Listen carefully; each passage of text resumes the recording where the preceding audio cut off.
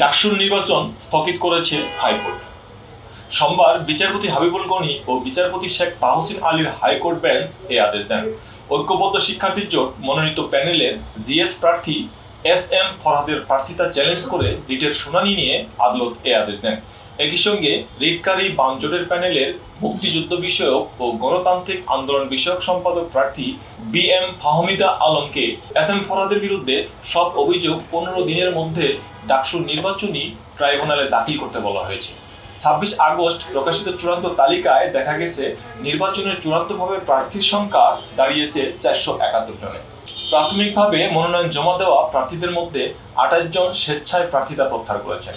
অপরদিকে বাছাই প্রক্রিয়ায় বাদ পড়া 10 জন প্রার্থী আপিল না করায় তাদের মনোনয়নপত্র বাতিল ঘোষণা করা হয়েছে।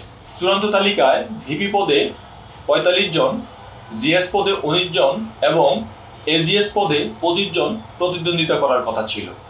এছাড়া মুক্তিযুদ্ধ ও গণতান্ত্রিক আন্দোলন সম্পাদক পদে 17 জন, কমন রুম, রিডিং রুম ও ক্যাফেটেরিয়া সম্পাদক পদে 11 জন, আন্তর্জাতিক সম্পাদক পদে 14 জন, সাহিত্য ও সাংস্কৃতিক সম্পাদক পদে 19 জন এবং বিজ্ঞান ও প্রযুক্তি সম্পাদক পদে রয়েছে 12 জন।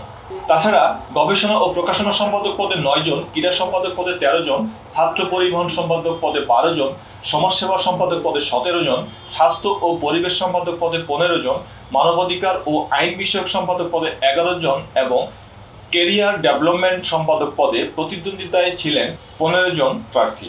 সবচেয়ে বেশি প্রতিদ্বন্দ্বিতা হচ্ছে সদস্য পদে। এবার মোট 217 জন প্রার্থী সদস্য পদে লড়বেন।